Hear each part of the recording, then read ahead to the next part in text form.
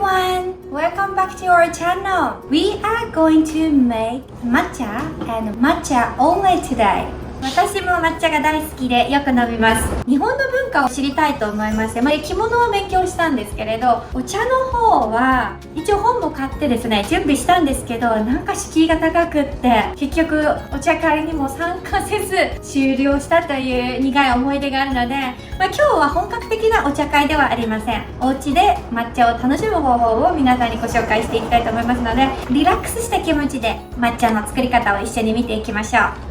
今から約1200年前に遣唐使からお茶の種が日本に伝わって日本でもお茶の歴史が始まったと言われています。お茶の発祥は中国なんですけれど、日本も中国と同じように薬としてお茶が使われていました。そしてそれはとても高級なものだったようです。その後武士や貴族の間でもお茶は広がり、茶会を開いて政治の話をしたり自分の権力を示す場でもお茶会はあったと言われています。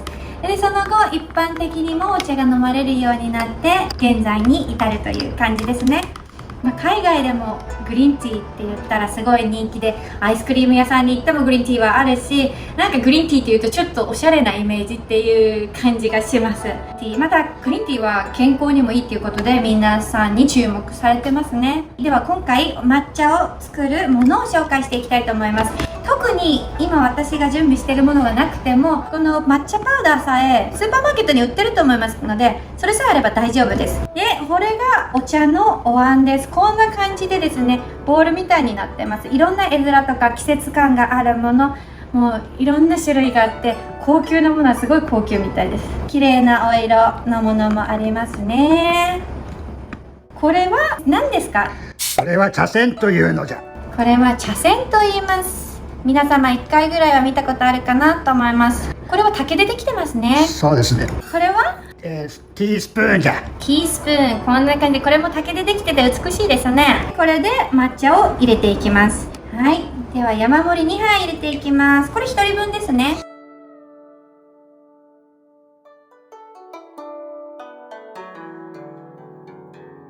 床忘れちょるじゃ。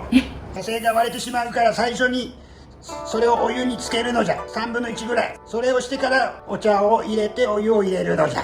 最初これをしないといけないんですって。忘れないでください。2分ぐらいお湯につけましたので、これをシャカシャカ泡立てていきたいと思います。どんな風に泡立てるんですか？そこに茶筅をつけながら、はい、でだんだん早く回さないんですか？こうしないんだ。縦だけ？縦だけで、だんだん英語の M を書くような動きにするんじゃ。そしてそれを素早く M？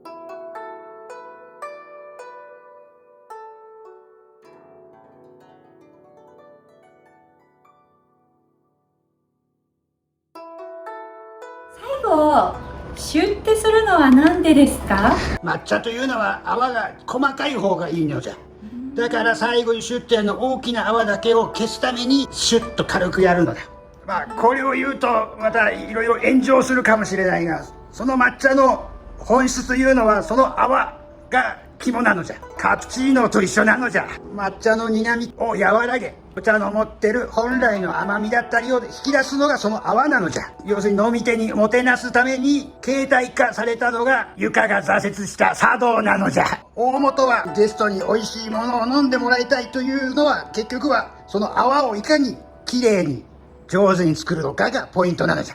ということは抹茶の味っていうよりも皆さんこの泡を楽しんでるっていうイメージでもよろしいでしょうか？そのままただお湯で溶いただけじゃただ苦いものなのじゃ。あ、そっかそっか。それをいかに飲みやすくするかはその泡にかかっているのじゃ。なるほど。面白いですね。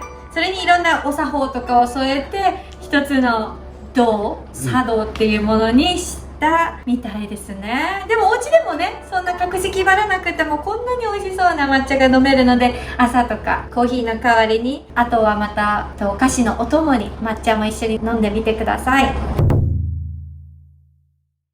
では抹茶いただきます。飲む時に普通に飲んでいいですよね。おしゃべりはしちゃダメ？基本的におしゃべりはしちゃダメで、お茶の味とその器を味わう。優雅によって違うんですけど、こう器をこう見てから理由があってその器を選んだんだよっていうことを今度は飲み手は感じながら飲まなきゃいけないんですよ。じゃあお互いの礼儀の上に成り立つ、だからもてなす側信頼関係、もてなす側はもてなす側の意図というかあって、でも飲む側も飲む側のやっぱその感じ方というのがお作法なんです。身が引き締まる思いがします、で茶菓子っていうのも出たりしますね。そうですね、最初に茶菓子出すのは、それもおもてなしというかの一つなんですけど、その抹茶の苦みを、中和する働きもあります。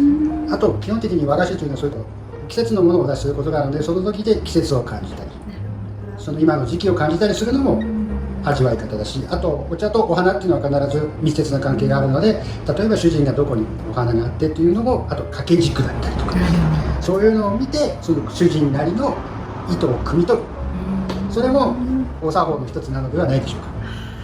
やっぱり日本の文化は季節感を大事にする文化なんですね。どの国でもそうですね。季節ってすごく何かをする上で大事な要素になりますよね。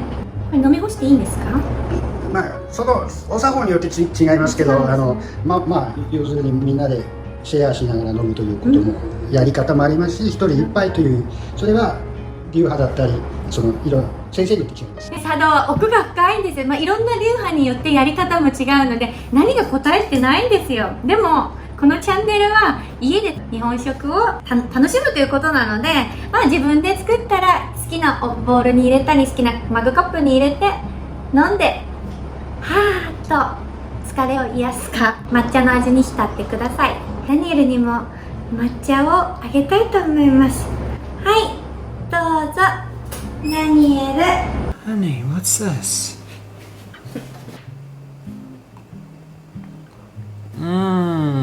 Matcha. So strong. I can taste all of the catechins in it. It tastes so healthy. 良いお手前でした。おかわりください。I want another one. Can I have some more, please?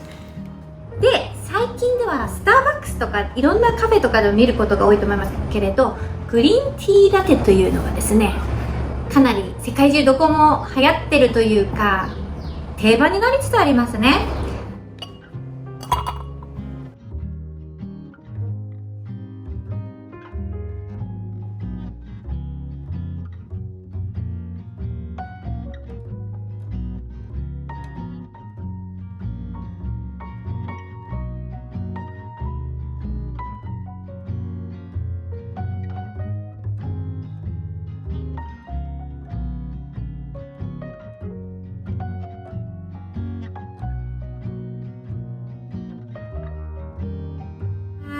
If you like our content, click the like button, subscribe to our channel, and ring the bell for the notification. See you next time!